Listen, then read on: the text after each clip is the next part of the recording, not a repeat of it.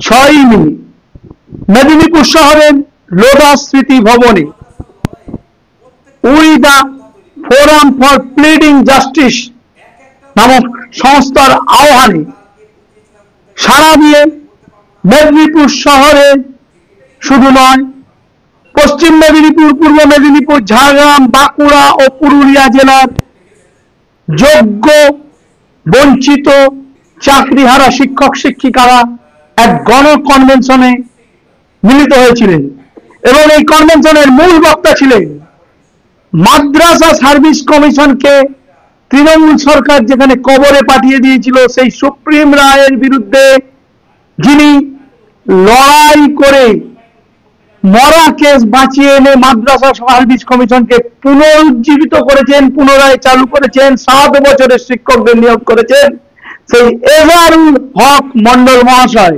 যিনি আসলে একজন শিক্ষক, কোনো আইনজীবী নন, কিন্তু অনেক আইনজীবীর থেকেও আইন ব্যাপারটা খুব ভালো বোঝেন।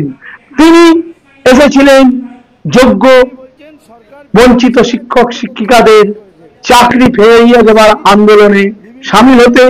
আমরা আজ মুখোমুখি হয়েছি তার, শুনে নেব কিছু কথা। নমস্কার সাহেব, আপনি তো মাদ্রাসা আন্দোলনের, মাদ্রাসায় যে প্যানেল বাতিল হয়ে গিয়েছিল, যে পিটিশনটা বাতিল হয়ে গিয়েছিল মাদ্রাসায়, যে মাদ্রাসা কমিশন বাতিল, মাদ্রাসায় নিয়োগ হবে, মাদ্রাসা কমিটি নিয়োগ করবে, সুপ্রিম কোর্টে যাকে বলা হয় মরা কেস, সেখান থেকে আপনি আপনার সঙ্গীদের নিয়ে লড়াই করে সেই কেসটা জিতে আবার মাদ্রাসা সার্ভিস কমিশনে পুনরুজ্জীবন ঘটিয়েছেন এবং পশ্চিমবঙ্গবাসী আপনাকে সেই হিসেবেই চেনে। কিন্তু আসলে আপনি কোনো আইনজ্ঞ নয় বা আইনজীবী নন, আপনি একজন শিক্ষক, আপনার পরিচয় হচ্ছে শিক্ষক। আপনি যে এই লড়াইটা করেছিলেন, এই সাফল্যে অনুপ্রাণিত হয়ে আজকে মেদিনীপুর, পশ্চিম মেদিনীপুর, পূর্ব মেদিনীপুর এবং বাঁকুড়া জেলার বঞ্চিত, যোগ্য, চাকরিহারা শিক্ষকরা আপনাকে ডেকেছে। আপনার এই মাদ্রাসা আন্দোলন থেকে এখানে আসার অভিজ্ঞতা কিছুটা যদি বলেন। দেখুন, আজকে পশ্চিমবঙ্গের বিভিন্ন জেলার মানুষ, বিশেষ করে পূর্ব মেদিনীপুর এবং পশ্চিম মেদিনীপুর, বাঁকুড়া, পুরুলিয়া অত্যন্ত এলাকার যে সমস্ত মাস্টারমশাইরা শিক্ষা চাকরি করেন, তাদের কথা ভেবে সমস্ত জগতের মানুষ, বিশেষ করে আগামী দিনে যে সমস্ত ছাত্রছাত্রীরা শিক্ষকতা করতে আসবে, তাদের কাছে আপনারা এই বার্তা দেন যে আমরা যোগ্য ছিলাম, বিচার পাইনি, বিচারের জন্য আমরা সর্বোচ্চ লড়াই করি। এটাই আমার বার্তা। তার জন্য এসেছি যে 26,000 ছেলে চাকরি চলে গেছে, যে সমস্ত ছেলে মেয়েদের মহামান্য সুপ্রিম কোর্ট এখানে যোগ্য অযোগ্য পার্থক্যকরণ করতে পারেনি, তাই সমগ্র প্যানেলটাকে বাতিল করেছে। তার মধ্যে বিশেষ কিছু অংশকে চিহ্নিত করেছে যারা পরিপূর্ণ দুর্নীতির সঙ্গে যুক্ত, তাদের চাকরি ফিরে পাওয়ার কোনো সম্ভাবনা রাখেনি। বাকি চাকরিগুলোকে বাতিল করেছে। এই বাকি চাকরিগুলো সেগ্রিগেশনের যে জায়গাটা, সেই জায়গাটা যারা অথরিটি পরীক্ষা নিয়েছিল স্কুল সার্ভিস কমিশন, এবং এই মামলা যখন হাইকোর্টে আসে, তারপর মামলার যে ভয়ঙ্কর দুর্নীতি তথ্য সামনে আসে, সেখানে বিভিন্ন তদন্ত সংস্থা, এজেন্সি এসেছে, তারাও অপরাগ হয়েছে সমস্ত দুর্নীতিকে খুঁটিনাটি করে কোর্টকে সমগ্র রিপোর্ট দিতে। তার ফলে এই সমগ্র প্যানেল বাতিল হয়েছে। এই মুহূর্তে রাজ্য সরকার একটি মিসলিনিয়াস আপিল ফাইল করে সুপ্রিম কোর্টকে ইন্ট্রিম একটা বেনিফিট দিয়েছে, student special interest of the student, ছাত্রদের স্বার্থে। স্টিল নাও 31শে ডিসেম্বর অথবা ফ্রেশ সিলেকশন পর্যন্ত এই জায়গায় এটা স্বস্তিদায়ক হলো। এটা অধিকারের জায়গায় প্রশ্নের যদি বিচার করা যায়, এটা খুব একটা শান্তিদায়ক নয়। আমাদের এই বার্তার মাধ্যমে আপনার যেটা প্রশ্ন, যে মাদ্রাসা আন্দোলনের সঙ্গে আপনি কীভাবে স্কুলের এই আন্দোলনের সঙ্গে করতে চাইছেন, এখানে আমার কয়েকটি অভিজ্ঞতার কথা বলতে গেলে জানায় যে মাদ্রাসায় যখন এরকম বিগত পরিস্থিতি হয়েছিল, স্কুলে শুধুমাত্র একটা বছরে প্যানেল বাতিল হয়েছে, আর মাদ্রাসায় এবং এখানে কিছু সংখ্যক মুসলিম হয়ে যারা চাকরি পেয়েছে, তাদের মধ্যে কেউ আবার দুর্নীতি করেছে। মাদ্রাসায় কোনো দুর্নীতি প্রশ্ন নিয়োগ সংস্থার যে বৈধতা, এই প্রশ্নতে মহামান্য হাইকোর্টের সিঙ্গেল বেঞ্চ এবং ডিভিশন বেঞ্চ মাদ্রাসার যে জাজমেন্ট এসেছিল স্কুলের থেকে অনেক অনেক ভয়ঙ্কর ক্ষতিদায়ক জাজমেন্ট এসেছিল। কারণ এখানে একটা অভিযোগ এসেছে যে নিয়োগ সংস্থা দুর্নীতি করেছে, আর তাতে কিছু জনের চাকরি বৈধ হলেও অবৈধ হয়েছে। আর মাদ্রাসায় সার্ভিস কমিশন যেই দিন সৃষ্টি হয়েছে সেটা একটা বিগত সরকারের আমলে, বর্তমান সরকারের আমলে যারা নিয়োগ পেয়েছে টোটাল 7 বছরে যত সংখ্যক ছেলেমেয়ে চাকরি পেয়েছে তাদের চাকরিগুলো অনিশ্চিত দিকে হাইকোর্ট ঠেলে দিয়েছিল এবং তাদের নিয়োগটাকে অবৈধ ঘোষণা করেছিল আর কমিশনটাকেও অবৈধ করেছিল। অর্থাৎ নিয়োগ সংস্থায় যদি অবৈধ হয় তাহলে প্রোডাকশনটা তো অবৈধ হবে। এক্ষেত্রে স্কুল সার্ভিস কমিশনকে অবৈধ ঘোষণা এখনও মহামান্য সুপ্রিম কোর্ট করেনি। এই উদ্ভূত পরিস্থিতিতে পশ্চিমবঙ্গে যে সমস্ত শিক্ষক সংগঠন ছিলেন তারা এই ব্যাপারটা উদাসীন ছিল। তখন একটা অরাজনৈতিক প্ল্যাটফর্ম তৈরি করে এই লড়াই দেওয়া হয়েছিল। তখনও সরকার দ্বিধাহীন অবস্থায় ছিল যে কোন দিকে যাওয়া ভালো, কোনটা মন্দ ইত্যাদি। তো সেই অভিজ্ঞতা আমার মনে হয়েছিল যে নিজের অধিকার লড়াই করেই অর্জন করতে হয়। যে কোনো মানুষের লড়াই করে তার শিশু, তার অন্য, তার খিদে লাগলে তাকে ডাকতে হয়। তো আমাদের এই মাদ্রাসার অভিজ্ঞতা থেকে আমি এদের কাছে শেয়ার করলাম যে সরকারকে সরকারের মনে চলতে দেন, কমিশনকে কমিশনের মধ্যে চলতে দেন। আপনারা নিজেরা মেধা দিয়ে যদি চাকরি পেয়ে থাকেন, কোর্টে যদি নিজেরা নিজস্ব সুনির্দিষ্ট বলিষ্ঠভাবে নিজস্ব আইনজীবী দিয়ে তথ্য প্রমাণ দিয়ে মামলা করতেন তাহলে এই অনাধিকৃত রায়টা এতটা আতঙ্কিত ছিল না। কারণ কোর্টের কাছে এই জিনিসটা একেবারে অস্পষ্ট হয়েছিল যে যারা দুর্নীতি করেছে সেই দুর্নীতির মুখ অর্থাৎ আইনজীবীরা আর আপনাদের আইনজীবী শুধু একই পরিপূরক হয়ে গেছে, মুদ্রার এপিটোপি। সেখানে জাজ সাহেবদের কাছে একটা গ্রহণযোগ্যতা হারিয়ে গেছে। এটা আইনের অন্য কোনো বিষয় না এলেও জাজ সাহেব বলেছেন যে আমি একটা বড় ধরনের দুর্নীতিকে চাপা দেওয়ার চেষ্টা করেছে। দুর্নীতির সঙ্গে মনে হয়েছে, বিশ্বাস হয়েছে এটা অনেকটা বড় ধরনের দুর্নীতির স্ক্যাম। তাই এই জায়গায় এখনও যেটা করণীয় আছে আমাদের রিভিউ পিটিশন করা বা কিউরেটিভ পিটিশন, এগুলো একটা আইনের টেকনিক্যাল প্রসেস। শুধু রিভিউ কিউরেটিভের মধ্যে থেমে থাকলে হবে না। আগামী দিনে এই মামলার হিস্ট্রি থেকে অনুসন্ধান করে দেখতে হবে যে মামলাটা কীভাবে হয়েছিল এবং কেন হয়েছিল, কারা করেছিল এটা সবার কাছে স্পষ্ট, কেন করেছে সেটাও স্পষ্ট। অন্যায় করলে বা সরকারি কোনো স্বাধীন সংস্থা যদি এটাকে মূল পথে পরিচালিত করে থাকে তাহলে সেটা কোর্টের বিচারের কাছে যদি ধর্তব্যের মধ্যে এসে যায় তাহলে সেটা অপরাধ করলে সেটা কোর্টের মাধ্যমে তার শাস্তি যোগ করতে হবে। এই একটা ব্যাপার। অর্থাৎ যে মামলাটা হাইকোর্টে হয়েছিল সেই মামলায় আমার কয়েকটি গুরুত্বপূর্ণ প্রশ্ন সকলের উদ্দেশ্যে যে এই মামলায় কিসের ভিত্তিতে গোটা প্যানেলে বাতিল হয়েছিল, উত্তর সিঙ্গেল বেঞ্চ ডিভিশন।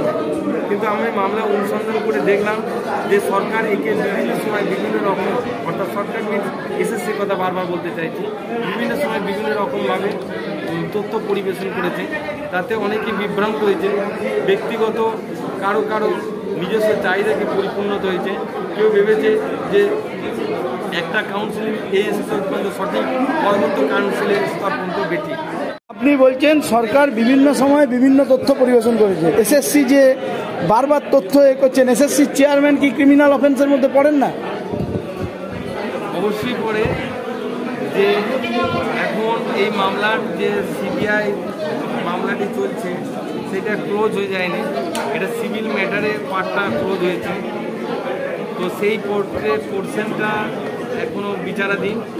যাদের চাকরি হারা হয়েছে, আমার যেগুলো সংক্ষিপ্ত মনে হয় অভিজ্ঞতা, তো এই ক্রিমিনাল প্রসিডিওরে অংশগ্রহণ করা উচিত, তাহলে হয়তো ভবিষ্যতে এই পার্টটা খুলে যেতে পারে। আচ্ছা, আপনি আজকে বক্তব্যে বলেছেন যে আমরা কেসটা জিতে গেছি বলে যদি এদেরকে উৎসাহ দেওয়া হয় তাহলে ভুল পথে চালিত করা হচ্ছে। এই যে ব্যাপারটা, যে এদেরকে তো ব্যাপারটা মূল জায়গায় যে 8,000-এর চাকরি যখন বাতিল হলো, ওই রায়টা মেনে নিলে আজকে সরকার যে টেন্টেড বা আনটেন্টেড বলছে, মূলত সরকার বিভাজন করেছে। আমরা দেখতে পাচ্ছি গ্রুপ সি গ্রুপ ডিকে বলি দিয়ে দিল। ওই রায়টা মেনে নিলে তো এই বিপর্যয়টা হতো না। 8,000-কে বাঁচাতে গিয়েই তো এই জিনিসটা হলো। এটা সরকারি সঠিক উত্তর দিতে পারবে। আপনাদের কথা হচ্ছে যে যে ক্ষতিটা হয়েছিল সেই ক্ষতির পরিমাণটা কম ছিল। এটা যদি আমরা সরকারের হয়ে কথা বলি, সরকার যদি মনে করে যে আমি 8,000 দুর্নীতি করিনি, তাহলে ছোট অপরাধটাই কেন মানবে, ছোটো শাস্তিটাই কেন মানবে? আর যদি মনে করে যে দুর্নীতি করেছি আমি এই 8,000 টাকাও বাঁচাতে পারবো, এই আত্মবিশ্বাসটা যদি থেকে থাকতো, সেইখানে তার মনে হয়েছে যে আমি 8,000কে বাঁচাতে পারবো, এই 8,000কে বাঁচাতে তো পারিনি, 24,000কে ডুবিয়ে দিয়েছে। 24,000 নয়, আগামী দিনে যারা পরীক্ষা দেবে তাদেরকেও ডুবিয়ে দেবে। এখন প্রশ্নটা আপনার এই জায়গায় যে সরকার কেন 8,000কে বাঁচাতে যে এত করে ডুবালো, এই সত্যতা তো সরকারই বলতে পারবে, যারা দুর্নীতি করেছে বা দুর্নীতির বিরুদ্ধে যাদের অভিযোগ হয়েছে। এই ব্যাপারটা আমরা কি করে করবো? তবে না করাটাই ভালো ছিল। হ্যাঁ, এই ব্যাপারে আর একটা জিনিস আপনি যেটা বললেন, মাদ্রাসা কমিশনের 7 বছরে, মাদ্রাসা সার্ভিস কমিশনের, আর এসএসসিতে একটা 2012-র পরে 2016-তে এসএসসি হয়েছে 4 বছর, তারপরে আর এখনও পর্যন্ত কোনো এসএসসি তো হলোই না, নোটিফিকেশান হচ্ছে।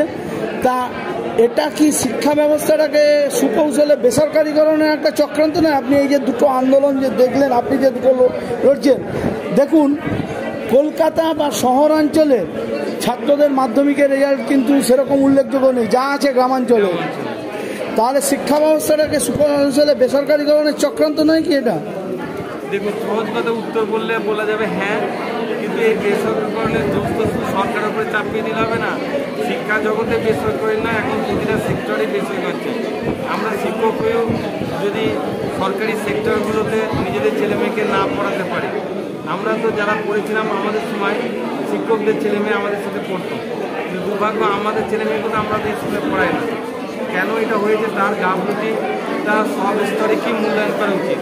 শুধু সরকারের উপর দোষ চাপিয়ে দিলে হবে না, আমরা সঠিকভাবে যে পরিষেবাটা দিই, এই সমস্ত ব্যাপারগুলো জড়িয়ে রয়েছে। আর মানুষের এখন সরকারি জায়গায় আস্থা কমে গেছে, কারণ সরকারিদের প্রতি যে দায়বদ্ধতা সেটা হারিয়ে যাচ্ছে। এটা আপনি ধরে নিতে পারেন বেসরকারিকরণে একটা ধাপ, নিয়োগ সংস্থাকে জটিলতা ফেলা, মানে সুকৌশলে বেসরকারিকরণ। সুকৌশল এই অংশে আমি সরকারকে পূর্ণ দোষী করছি না, এর জন্য আমাদেরও কিছু দোষ স্বীকার করে নিতে হবে। আচ্ছা, পরের প্রশ্ন, এই যে 47 নম্বর প্যারায় যারা আপনার পূর্বে কর্মরত ছিল, ইন সার্ভিস টিচার, তাদের 3 মাসের মধ্যে ফিরে যাওয়ার একটা প্রসিডিওর চালু করতে বলেছে সরকারের, কিন্তু কোনো উচ্চবাচ্য নেই। তাদের কি করা উচিত আপনার মনে হয়? দেখুন, 47 নম্বর প্যারাতে সুপ্রিম কোর্ট যেটা বলেছেন যে যারা ওয়ার্ক করে তারা ফিরে যেতে পারবে সেই সংশ্লিষ্ট দপ্তরে, যদি শহীদ দপ্তরকে আবেদন করতে হবে 3 মাসের মধ্যে। কিন্তু কিভাবে করতে হবে, কী পদ্ধতি, এই ব্যাপারগুলো খুঁটিনাটি ব্যাখ্যা দেয়নি, ব্যাখ্যা দেওয়ার প্রয়োজনও নাই। সুপ্রিম কোর্টে ওরকম জাজমেন্ট, যদি পোস্ট না থাকে তাহলে পোস্ট তৈরি করে দেবে সুপারডেন্ট, আর সার্ভিসটাকে কন্টিনিউ করতে হবে ক্যাপিং না দিয়ে। কিন্তু সেখানে একটা শর্ত দিয়েছে প্রথম কথায়, 47 নম্বর প্যারা শুরুতে একটা কথা, do not fall on the tainted candidate. যারা টেন্টেড ক্যান্ডিডেট হিসাবে প্রযোজ্য নয় তাদের ক্ষেত্রে এই রায়টা প্রযোজ্য। তাহলে এখন টেন্টেড ক্যান্ডিডেট নয় কারা, এই ব্যাপারটা ক্লারিফিকেশনটা কে করবে? সংশ্লিষ্ট যেই দপ্তরের কাছ থেকে এরা চাকরি নিয়েছে, অর্থাৎ স্কুল ডিপার্টমেন্ট বা এসএসসি, এটা যদি করতেই পারতো তাহলে তো প্যানেলটাই বাতিল হতো না। এখন এই ব্যাপারটা সরকারের কাছে কী সদিচ্ছার ব্যাপার আছে, তার জন্য হয়তো যে ফার্দার প্রসেসিং করা সুপ্রিম কোর্টের রায় অনুযায়ী, যদিও এটা 1 মাস হয়েছে, এখন আমাদের হাতে 2 মাস সময় আছে। দেখার আছে যে রাজ্য সরকার এই ব্যাপারটা কী পদক্ষেপ নিচ্ছে, যে এদিকে চাকরি পুনর্বহন করতে গেলে, পুরনো ডিপার্টমেন্টে ফিরিয়ে দিতে গেলে কী কী স্টেপ নিতে হবে, কী কী ডকুমেন্ট নিতে হবে ইত্যাদি। তবে আমাদের একটা পরামর্শ যে সরকার সরকারের মধ্যে চলুক, কমিশন কমিশনের মধ্যে চলুক। যাদের চাকরি চলে গেছে বা পুরে দলকে ফিরে যেতে চান, তারা সুপ্রিম কোর্টে একটা প্রসিডিওর মেনে ডিপার্টমেন্টকে চিঠি করে, ডিপার্টমেন্টকে একটা ইন্টিমেশন দেয়। কারণ পরে ডিপার্টমেন্ট বলবে যে আমরা চিঠি করিনি বলে তুমি করুনি, তা তো নয়। তাহলে আমরা একটা প্রসিডিওর মেনে এরা ডিপার্টমেন্টকে চিঠি করব। ডিপার্টমেন্ট নির্দিষ্ট টাইমের মধ্যে উত্তর দিতে না পারলে তখন আইনের পথে আইনজ্ঞদের সঙ্গে আলোচনা করে কিছু। এই যে সুপ্রিম কোর্টে সরকার একবারে শেষ মুহূর্তে রিভিউ পিটিশন করলো, আর কোনো রিভিউ পিটিশন হয়েছে বলে আপনার জানা আছে? অবশ্য সরকার শেষ মুহূর্তে করেছে, এটা করতে বাধ্য ছিল, কারণ সরকার আইনটা ভালোভাবেই বুঝে, আর আইনটাকে কীভাবে অমান্য করতে হবে সেটাও সরকার জানে, কিন্তু দুর্ভাগ্য আমরাই বুঝি না। অবশ্যই রিভিউ পিটিশন 30 দিনের মধ্যে করতে হয়, এটা নির্ধারিত শুধু এই মামলার জন্য নয়, কিন্তু যদি 30 দিনের পরে করা যায় সেটাও করা যেতে পারে। যে কোনো জিনিসে তো আইন ভেঙেও একটা করা যায়, কিন্তু সেখানে আইনের তার কাছে প্রথমেই গিল্টি হয়ে যায়, সেটা ডিলে ম্যাটার আছে। তার ক্ল্যারিফিকেশন যথেষ্ট যদি দিতে পারে কেউ কী কারণে দেরি হয়েছে, তাহলে সেটা গ্রহণযোগ্য। কিন্তু এত বড় একটা কালেক্টিভ ম্যাটার, এটা কোনো পার্সোনাল নয়, তার ডিলে হওয়ার কারণ সদুত্তর তো কেউ দিতে পারে না। তার জন্য নির্দিষ্ট ডেটেই এটা রিভিউ করা উচিত ছিল। সরকার 29 তারিখে রিভিউ পিটিশন করেছে, সেই রিভিউ পিটিশনে অনেকগুলো গ্রাউন্ড নিয়েছে, তার সঙ্গে কিছু গ্রাউন্ড আছে যে গ্রাউন্ডগুলোটা আবার মামলায় জটিলতা ফেলে দেবে।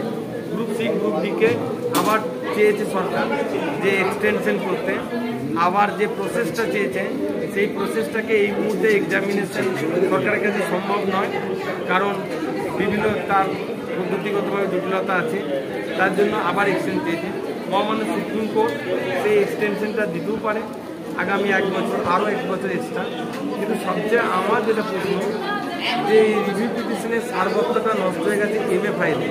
কারণ MA ফাইলে সরকার বলেছে যে আমাদের ছাত্রদের স্বার্থে এই শিক্ষকগুলোকে 1 বছরের জন্য, এই সেশনের জন্য বা নতুন রিক্রুটমেন্টের আগে পর্যন্ত তাদেরকে ওই কাজে পুনর্বহাল করা হোক।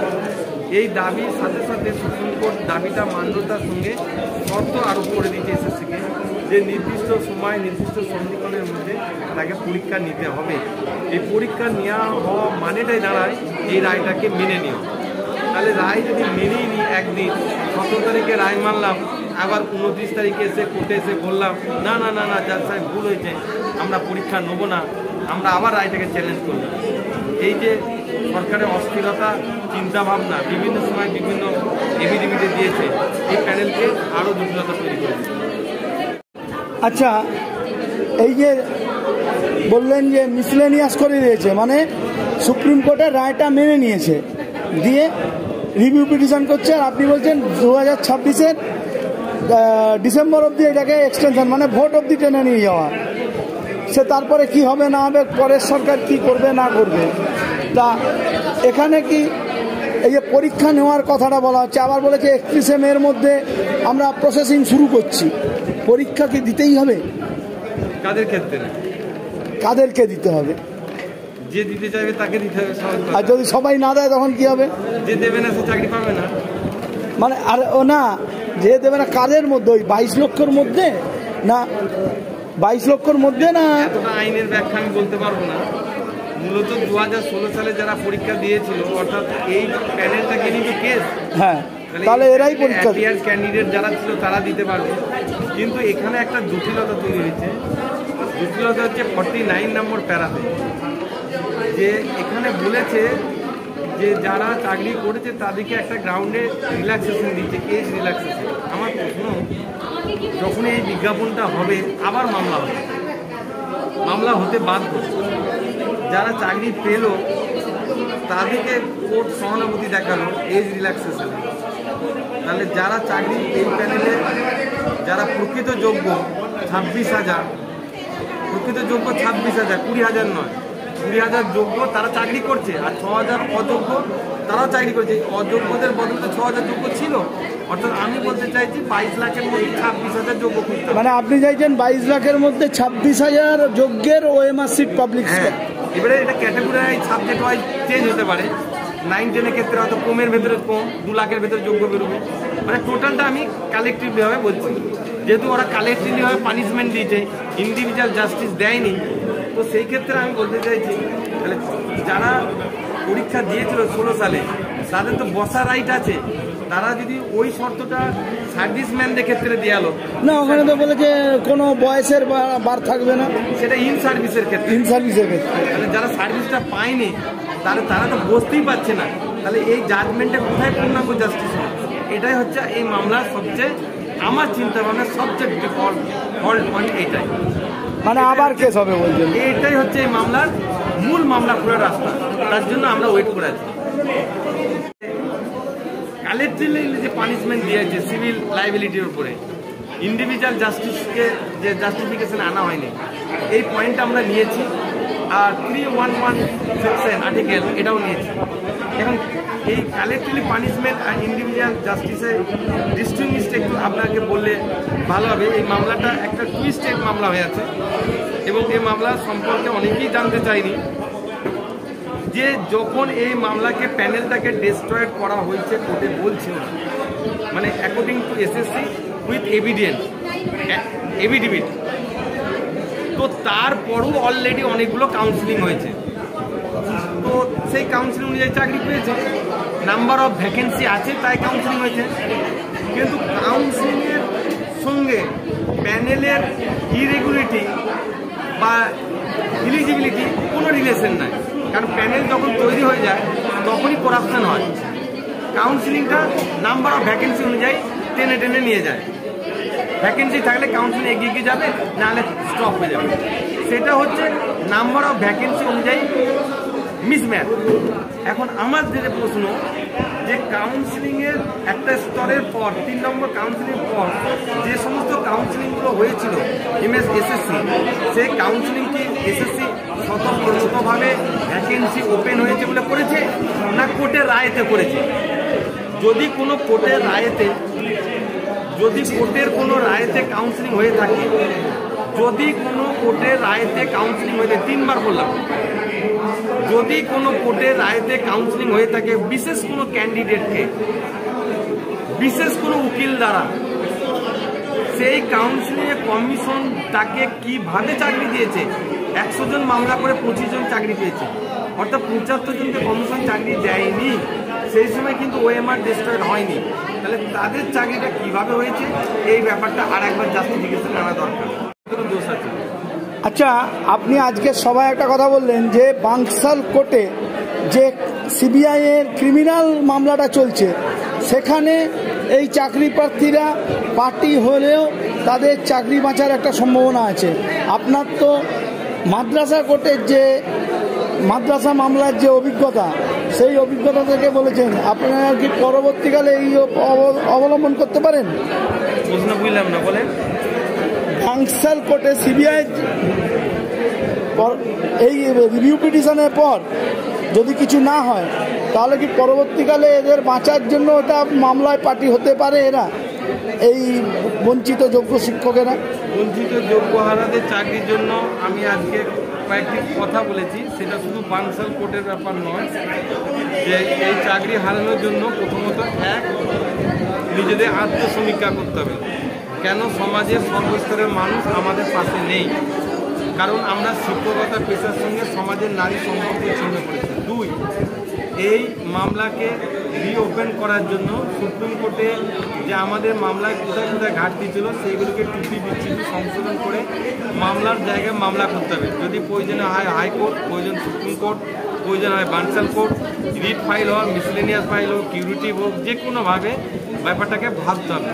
3 নম্বর পয়েন্ট, যে আমাদের দুটো সরকারের সঙ্গে সম্পর্ক রাখতে হবে, স্টেট গভর্নমেন্ট এবং সেন্ট্রাল গভর্নমেন্ট। যেহেতু দুটো সরকারের কাছে প্রয়োজন আছে, একজনের হাতে সিবিআই, একজনের হাতে কমিশন। আমার যেটা বক্তব্য, এনাম কি জেনার যথেষ্ট হয়েছে। ছাত্রছাত্রীদের এদের ভবিষ্যতের কথা ভেবে, এই মানুষগুলোর জীবনের কথা ভেবে, রাজনীতি না করে সকলকে এগিয়ে এসে এদের জীবনের কথা ভেবে, জীবিকার কথা ভেবে, মানবিকতার প্রশ্ন ভেবে সকল বিরোধী শাসক সকলকে এক কাছে এসে কি পথে পাওয়া যায় সুপ্রিম কোর্টের কাছে দ্বারস্থ দেবে।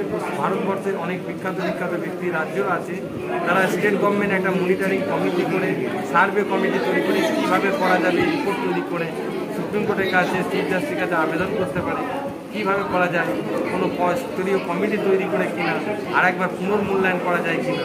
যদি এগুলো আইনের কোনো প্রাসঙ্গিকতা আছে কিনা আইনজীবীরাই বলবে, কিন্তু আমরা মানুষ হিসেবে অনেক কিছুই চাইতে পারি।